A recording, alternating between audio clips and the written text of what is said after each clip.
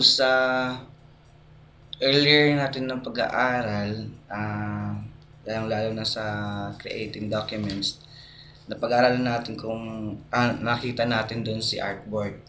Now, in this chapter na pag-aaral natin ay it's all about artboard, no?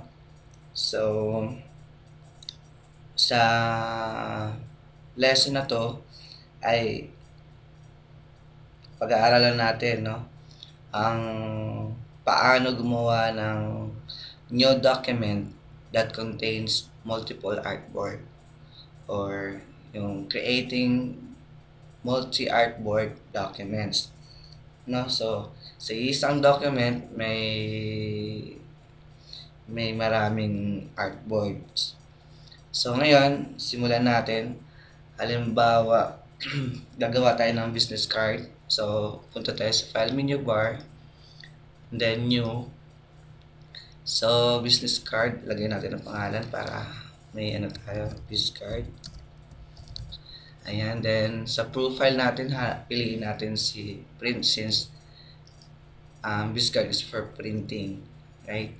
And then palitan natin yung units as inches, and then yung width is 3.5, then yung height is 2 inches, and then yung bleed lagyan natin ng 0.125. At now punta tayo sa number of artboards. Now paano gumawa ng multi-artboard sa isang document? Eto, halimbawa yung business card is may front tsaka back, di ba? So gusto natin sa makita na meron tayong, palagay natin 6 na artboards, no?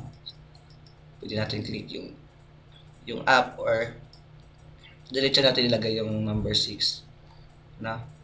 Now sa default automatic magbibigay siya since naka default yung grid by row, grid by column. Dito nakalagay sa column naman is 3.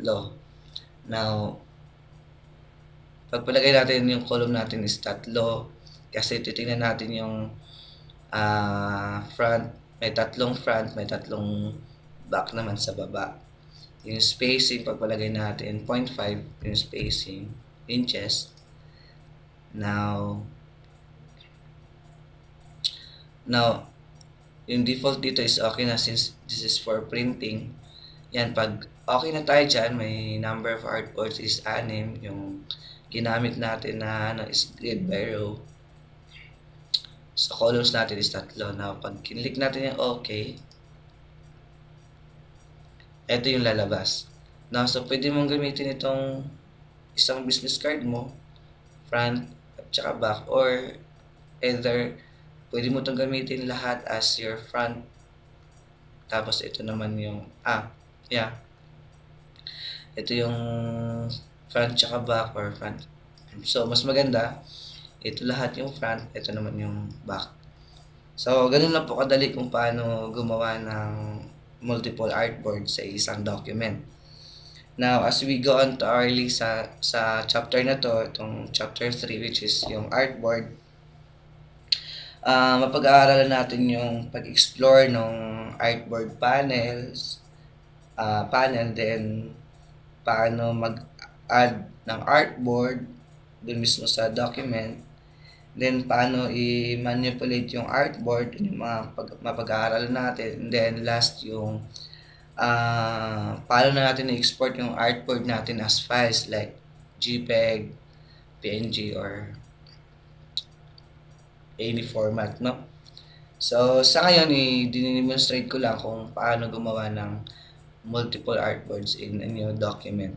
So I hope na nakuha nyo at nakuha nyo kung paano gumawa ng multiple artboards in a single document. So hanggang sa muli na pag-aaral. God bless you.